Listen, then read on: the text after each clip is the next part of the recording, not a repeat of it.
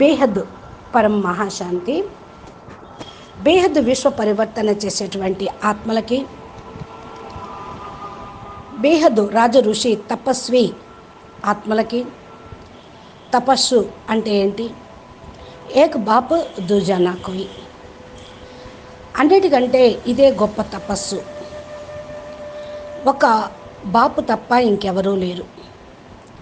ఇలాంటి తపస్సు చేసేటువంటి ఆత్మలకి అటు ఇటు చూడాల్సిన అవసరం లేదు, ఎవరి మాటలు వినాల్సిన అవసరమూ లేదు.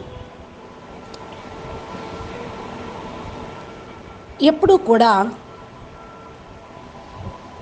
బేహద్ జ్ఞానము ఏదైతే బాపూజీ మనకిచ్చారో ఆ జ్ఞానాన్ని మనను చింతన చేస్తూ ఉండాలి.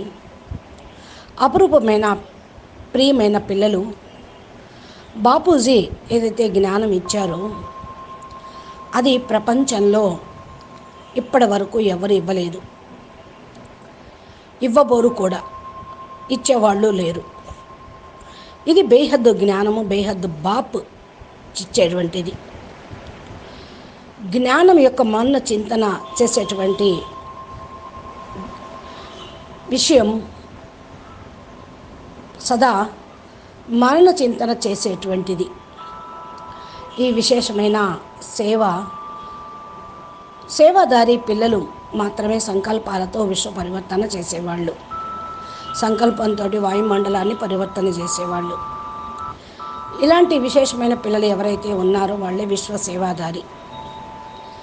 బేహద్ అలాంటి పిల్లలకి హృదయపూర్వకంగా ప్రియ స్మృతులు మరియు నమస్తే చెప్తూ ఉన్నారు. సద్గురువు యొక్క ప్రథమ వరదానము ఏంటి? బాపు బేహద్ దాదాజీని సద్గురువు అనండి, సత్యమైన గురువు అనండి, సత్యమైన బాప్ అనండి, సత్యమైన టీచర్ అనండి, సత్యమైన సద్గురువు, సద్గతి ఇచ్చేవాడు అనండి. సద్గురువు యొక్క ప్రథమ వరదానము మన్ మనా భవ్. మీ మనసును నా యందు జోడించండి, మనసు లోపల భగవంతుడిని నిలుపుకోండి, మనసులో ఇంకెవరిని ఉంచుకోవద్దు. బేహద్ దాదాజీ పైన మనసుని జోడించండి. మనసును జోడించటంతో ఏం లభిస్తుంది? పవర్ వస్తుంది, శక్తి లభిస్తుంది, బేహద్ జ్ఞానము లభిస్తుంది. జ్ఞానం కూడా ఇమర్జ్ అవుతూ ఉంటుంది, జ్ఞానం యొక్క మౌనాన చింతన నడుస్తూ ఉంటుంది. మీరు ఎవరికైనా చెప్పండి, బేహద్ బాప్ సతుగురు పిల్లలతోటి మాట్లాడుతూ ఉన్నారు. మీరంతా ఆత్మలు ఎవరైతే ఉన్నారో బాపూజీ ఎవరు మీకు తెలిసిపోయింది. ఆయన్ని మీరు దాదాజీ అనుకుంటే మీరందరూ ఆయనకి గ్రాండ్ చిల్డ్రన్. గ్రాండ్ చిల్డ్రన్ అంటే 9 లక్షల మందికి తండ్రి ఎవరైతే ఉన్నారో ఆయనకి కూడా తండ్రి దాదాజీ. గ్రాండ్ చిల్డ్రన్ ఎవరంటే 9 లక్షల మంది బేహద్ పిల్లలు, 16,108, 1008. బాపూజీ యొక్క రూపం ద్వారా అందరూ రచయించబడ్డ పిల్లలు. అందుకనే సాకారంగా క్రింద ఉన్న బాపుని మనం దాదాజీ అంటున్నాం. ఆఖరి బాపు చోటురాం బాపూజీ బేహద్ పిల్లలందరికీ తండ్రి. బాపూజీ అంటూ ఉన్నారు, నేను దాదూని అని. బాపూజీ మాట్లాడుతూ ఉన్నారు, నేను దాదాజీని అని. ఇదేంటి బాపూజీ మాట్లాడుతున్నారు దాదాజీ అని అంటున్నారు అంటే, ఫస్ట్ బాపూజీగా పరిచయం అయ్యారు, తర్వాత దాదాజీ అయ్యారు. బేహద్ బాపూజీ జ్ఞాన సాగరుడు, బేహద్ జ్ఞానం యొక్క మహాసముద్రంలో మునుగుతూ ఉన్నారు. ఇలా బాపూజీ మనందరికీ కూడా జ్ఞానాన్ని పంచారు. ఆ సముద్రం దగ్గరే మనం ఉన్నాము, జ్ఞాన రత్నాలను ఏరుకుంటూ ఉన్నాం. జ్ఞాన సముద్రంలో మునిగి నిధి నిక్షేపాన్ని, జ్ఞానాన్ని మొత్తాన్ని పొందుతూ ఉన్నాం. రత్నాలను ఏరుకునే హోలీ హంసలంగా అయ్యాం. మనలాంటి ఈ హోలీ హంసల్ని కలుసుకోవటం కోసం బాపు వచ్చారు. ఎవరిని కలుసుకోవటానికి వచ్చారు? ఎవరొచ్చారు? జ్ఞాన రత్నాల్ని ఏరుకోవటం కోసం హోలీ హంసలు వస్తే, అలాంటి హోలీ హంసల్ని కలుసుకోవటం కోసం బేహద్ జ్ఞాన సాగరుడు వచ్చారు. కేవలం సముద్రుణ్ణి కలవటమే కాదు, దాదాజీని, ప్రేమ సముద్రుణ్ణి, జ్ఞాన సాగరుణ్ణి, మహాశాంతి సాగరుణ్ణి కలవటం కోసమే మనం వచ్చాం. మీరు ఇక్కడ ప్రతి ఒక్కరూ కూడా హోలీ హంసలే. ఎన్ని జ్ఞానరత్నాలు ఏరుకున్నారు? ఎవరి దగ్గర ఎన్ని జ్ఞానరత్నాలు ఉంటాయో వాళ్ళు ఖుషీగా నాట్యం చేస్తూ ఉంటారు. ఏమి ఖుషీగా నాట్యం చేస్తూ ఉంటారు? బాపూజీ జ్ఞానం ఇచ్చారు. బాపూజీ ఎప్పుడైతే బోర్డు పైన చెప్పడం జరిగిందో, ఒక్కొక్క హంస ఎలా నాట్యం చేసిందో అర్థమవుతూ ఉంది. మనసులో ఎంత ఖుషి ఉంటే ఈ జ్ఞానాన్ని అంతగా అర్థం చేసుకున్నట్లు. ఈ జ్ఞానం బాపూజీ ఇచ్చిందే, మనం ఎప్పుడూ ఎక్కడా వినలేదు కూడా, మనం ఎప్పుడు ఎక్కడ ఆలోచించను కూడా లేదు. ఇంత గొప్ప జ్ఞానం ఉంటుంది, మనం వింటాము. ఇంత గొప్ప జ్ఞానం చెప్పే బాపూజీ వస్తారు, సద్గురు బేహద్ సుప్రీం టీచర్ వస్తారు అని మనం ఎక్కడ వినను లేదు, ఆలోచన చేయను లేదు. ఇప్పుడు మనం వింటున్నాం, చూస్తూ ఉన్నాం. మరి సంతోషం గలక్క ఏం కలుగుతుంది? ఇది అర్థమైన నాడు నాట్యమే చేస్తూ ఉంటారు. ఈరోజు కూడా ఖుషిగా జ్ఞాపకం చేయండి, ఆహా బాపూజీ మాకు ఎలాంటి చదువు చదివిస్తూ ఉన్నారు అని. మరి హోలీ హంసలు ఖుషి కలిగినప్పుడు డాన్స్ వేస్తూ ఉంటారు కదా, ఆ డాన్స్ను చూశారు కదా, ఆ డాన్స్ను చూశారు కదా. నెమలి నాట్యం చేస్తుంది, హంసలు నాట్యం చేస్తూ ఉంటాయి. ఇక్కడ ఇది అలౌకికమైనటువంటి ఖుషి, ఆత్మిక డాన్స్, చాలా అపురూపమైనది. కల్పం మొత్తంలో కంటే కూడా అతీతమైనది. ఇది పూర్తిగా ప్రియమైనది, అతీతము అయినది. ఎందుకంటే స్థూలమైనటువంటి డాన్సులు శరీరం చేస్తుంది, కానీ ఇది అలౌకికమైన ఆత్మిక డాన్స్ కదా, మనసు నాట్యం చేస్తూ ఉంటుంది. అసలు డాన్స్ అని దేన్ని అంటారు? మనసుతోటి నాట్యం చేయటమే అసలైన నాట్యం. మనసులో సంతోషం లేదు, మనసు ఎక్కడో పరిపరి విధాలుగా వెళ్ళిపోతూ చెంచల బుద్ధితో ఉంటే శరీరం మాత్రం డాన్స్ చేస్తే అది నాట్యం అవుతుందా ఏంటి? అసలు మనకెవరు లభించారు? ఎవరు చదివిస్తూ ఉన్నారు? బోర్డు పైన ఎవరు చదివిస్తూ ఉన్నారు? ఏమి విద్యను చెప్తూ ఉన్నారు? మనమేమి నేర్చుకుంటూ ఉన్నాం? దీని గురించి ఒక్కసారి ఆలోచిస్తేనే చాలు, ఒళ్ళు పులకరిస్తుంది, మనసు నాట్యం చేస్తూ ఉంటుంది.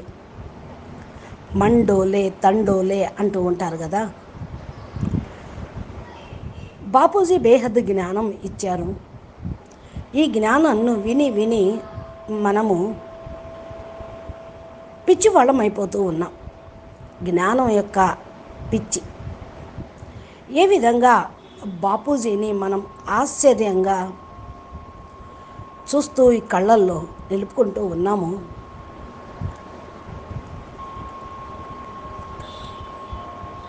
అదేవిధంగా మనము జ్ఞానం విన్న తర్వాత ఈ భూమి లేదు, బ్రహ్మాండము లేదు, అనంతకోటి బ్రహ్మాండాలు లేవు, అనంత యూనివర్సులు లేవు, అనంత మల్టీవర్సులు లేవు. ఎక్కడైతే బాపూజీ జ్ఞానం ఇచ్చారో లక్షల కోట్ల వంశావళి, బేహద్ కళల వంశావళి, అక్కడ మన బుద్ధి వెళ్ళిపోతుంది. ఇది బాపూజీ ఇచ్చిన జ్ఞానం.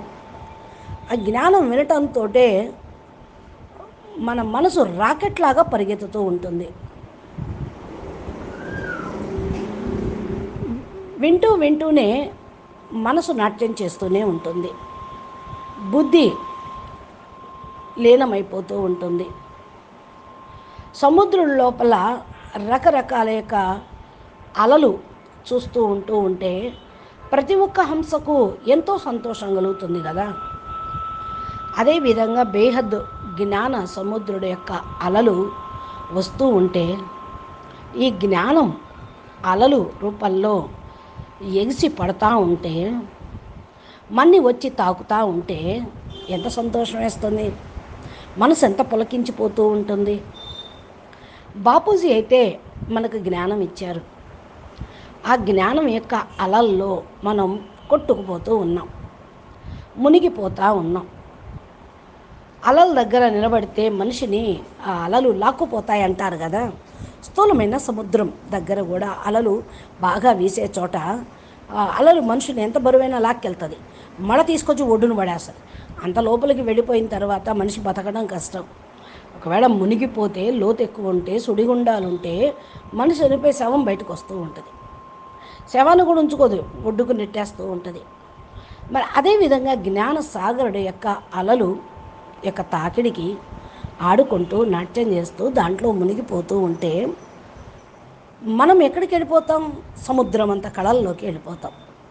స్థూల దేహము కథమవుతుంది, సూక్ష్మదేహము కథమవుతుంది, కారణ శరీరము కథమవుతుంది. ఆత్మ ఒడ్డుకు చేరుతూ ఉంటుంది. ఆత్మ ఒడ్డుకు చేరి ఏం చేసింది, ఏం పొందింది?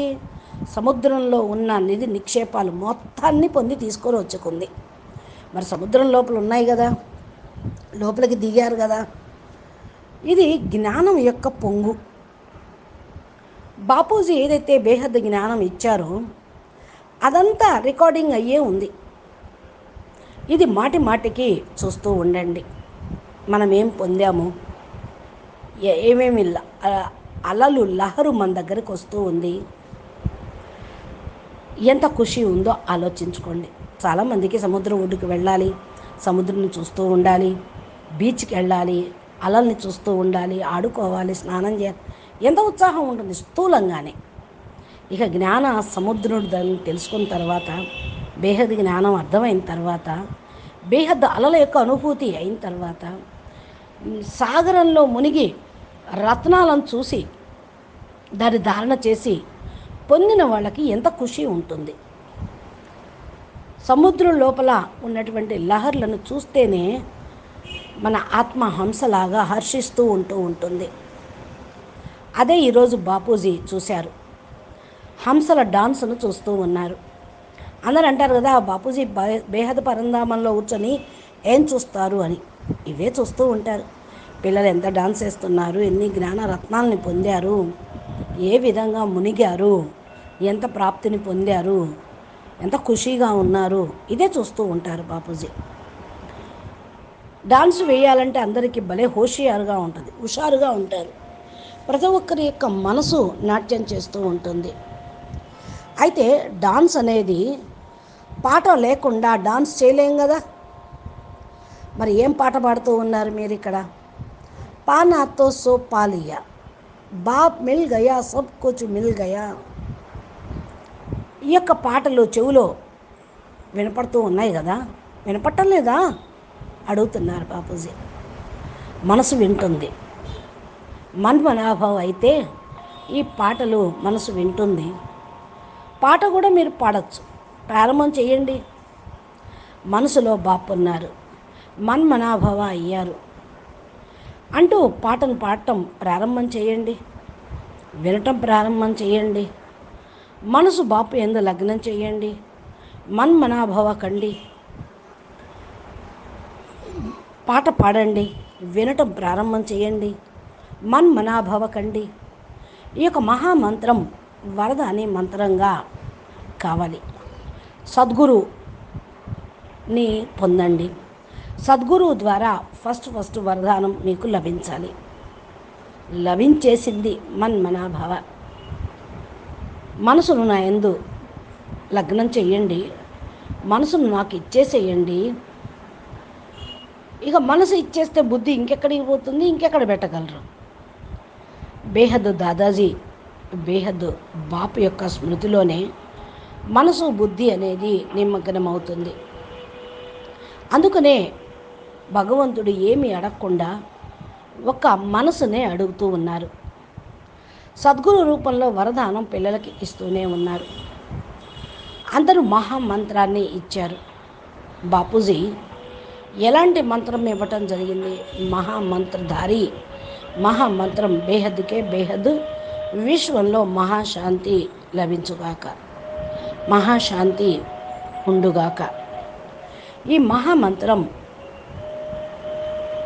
గొప్ప మహామంత్రం, విశ్వాన్ని పరివర్తన చేసేది. మహాదాని ఎలా అవుతారు? దాని మరియు మహావరదాని. పిల్లలందరికీ మన్మనాభవ అనే మంత్రంతో మహామంత్రాన్ని ఉచ్చారణ చేసి ఇటువంటి ఆత్మలు మాలలో పూసలాగా అయిపోతారు. ఇలాంటి ఆత్మలకు వాయుమండలం పరివర్తన చేసే శక్తి లభిస్తూ ఉంటుంది. వరదానిగా అవటం అంటే వరదానాన్ని పొందటం, పంచటం, సుఖశాంతిగా ఉండటం, సుఖశాంతిమయంగా జీవించటం, కొత్త ప్రపంచంలోకి వెళ్ళటానికి సద్గురువు ద్వారా మాస్టర్ సద్గురువుగా అవటం. గురువు యొక్క పిల్లలు అది మనవాళ్ళు మనవరాళ్ళు గురువులేగా సద్గురువే అవుతారు. బాపూజీకి మీరంతా కూడా మనవాళ్ళు మనవరాళ్ళు, గ్రాండ్ చిల్డ్రన్. కాబట్టి ఈ యొక్క సదా సంకల్పం మీరు మర్చిపోవద్దు. ఎవరైతే బాపు యొక్క సంబంధంలోకి వచ్చారో అధికారి ఆత్మలైనట్టే. సర్వ సంబంధాల్లో కూడా మీరు అధికారినే. భోలానాథ్ బాపుతో పాటు అన్ని సంబంధాలు ఉన్నాయి. బాపు టీచర్, సద్గురు, సౌదాగర్ కూడా, రత్నాగర్ కూడా. సౌదాగర్ అంటే ఇంకా బాగుంటుంది కదా. ఏమి వ్యాపారం చేస్తున్నారు బాపూజీ మీతోటి? ఓటిస్తున్నారు, ఇంకోటి 100 రెట్లు పుచ్చుకుంటూ ఉన్నారు. ఒకటి ఇవ్వటం కాదు, మీరు ఒకటి ఇచ్చిన కోటాను కోట్లు మీరు పొందుతూ ఉన్నారు. ఇంత గొప్ప వ్యాపారం బాపు చేస్తూ ఉన్నారు. మీకు వ్యాపారంలో అన్నీ లభించాయి. ముక్తి, జీవన్ముక్తి లభిస్తూ ఉంది. ముక్తి మరి జీవన్ముక్తి అయినా ఇంకా ఏమేం కావాలి? సౌదాగర్తో పాటు జాదూగర్ కాబట్టి వ్యాపారం చేయండి, ఇచ్చిపుచ్చుకోండి. ఏ వస్తువైనా సరైన ధరకి అమ్మటం, చౌకగా కొనటం జరుగుతుంది కదా. తక్కువ ఇచ్చి ఎక్కువ పొందటం అంటే ఇష్టం అందరికీ. అలాగే మనం ఏమిస్తున్నాం? మనసు ఇచ్చేస్తున్నాం. పనికిరాని మనసు, ముక్కలైన మనసు, అశాంతి ఉన్న మనసు, ఇది ఇస్తూ ఉన్నాం. ఏం పొందుతున్నాం? బేహద్ కళా పరంధామంలో అవినాశి అమరత్వం యొక్క పదవిని పొందుతూ ఉన్నాం. ఈ వ్యాపారం బాగుంది కదా. అందరికీ ఇది లభించదు. ఎవరైతే బాపుతోటి వ్యాపారం చేస్తారో, అనగా ఇచ్చిపుచ్చుకోవటం, మనసునిచ్చి ప్రాప్తిని, అవినాశి ప్రాప్తిని పొందుతారో, ఎవరైతే మన్మనాభావ అయ్యి మనసులో బాపు నిలుపుకుంటూ ఉంటారో, భగవంతుని తనవాడిగా చేసుకుంటూ ఉంటారో, బాప్ టీచర్ సద్గురు లోపల త్వమేవ మాతస్య పిత బంధు సఖ త్వమేవ అంటూ ఉంటారో, వారు కోట్లల్లో కొద్దిమందిలో కూడా కొద్దిమంది ఆత్మ అనుభవాన్ని చేసుకుంటూ ఉంటుంది. డ్రామా లోపల ఆత్మలు బాపుతో పాటు డైరెక్ట్ పాత్ర ప్లే చేస్తూ ఉన్నారు. మీ ఖుషి ఉంది కదా, బాపుతో పాటు మనం ఇక్కడ పార్ట్ ప్లే చేయడానికి నిమిత్తమై ఉన్నాం. సదా ఈ ఖుషీలో మీరు ఉండండి, ఖుషీని ఇంకా కలిగి ఉండండి. అచ్చా పరం శాంతి, బేహద్కే బేహద్, పరం పరం మహాశాంతి హే, మహాశాంతి హే, మహాశాంతి. నమస్తే.